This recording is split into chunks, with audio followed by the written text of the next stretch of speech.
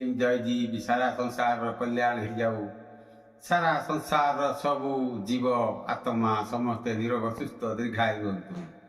समस्त चलापथ सुगम हो बड़ आश्चर्यर कथा आश्चर्य लगे जी सूर्य सूर्य सारा सृष्टि की आलोकित कर सूर्य आज कहूँ मु अंधार भितर अच्छी हे भगवान हे प्रभु हे ईश्वर मते अंधार मुक्ति कर अंधार मुक्ति कर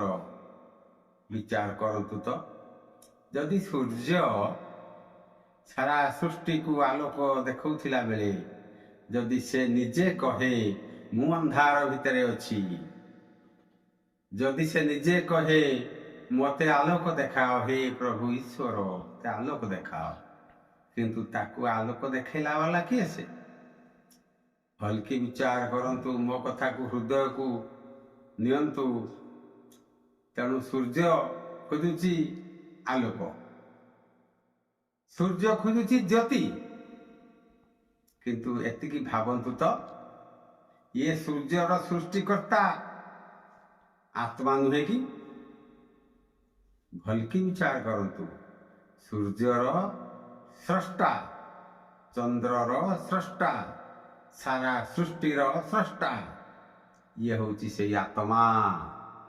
जहाँ को कि मु कहती अंग ब्रह्मास्मि अंग अस्मि अंग ब्रह्म तेणु से ब्रह्म आत्मा कौटी अच्छी एते कथा जे कहूँ से अच्छी कौटी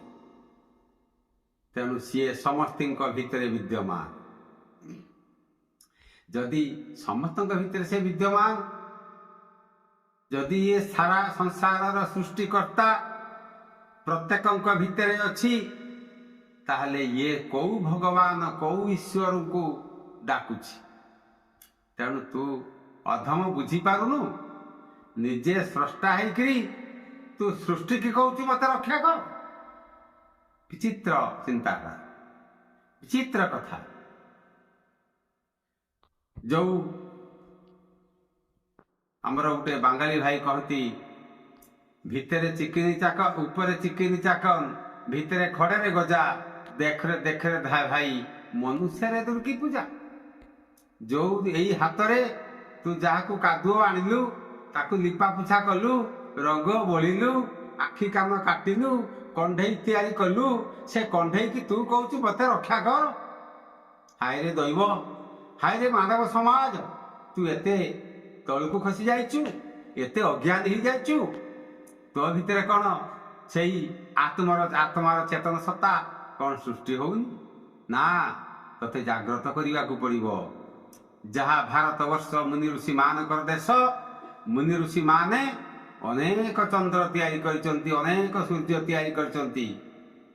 तेणु से आत्मा तांकरी भितरु अनेक राजा राजुड़ा अनेक भल मनीष तैयारी करचंती अनेक महापुरुष तैयारी करचंती तेणु तू मध्य सही महापुरुष तैयारी करछु राजा दशरथ जड़े मनीष राम भली भगवान को जन्म देछि वसुदेव से मध्य कृष्ण भलिया जे भगवान को जन्म देछि एतिक तू कौन एते अधम मानव तू एते पाठ साठ पढ़ला परे तू बुझी पारुनु जे तू होचु भगवान का स्रष्टा तू स्वयं भगवान बापा तू स्वयं भगवान तू स्वयं ईश्वर जय जी।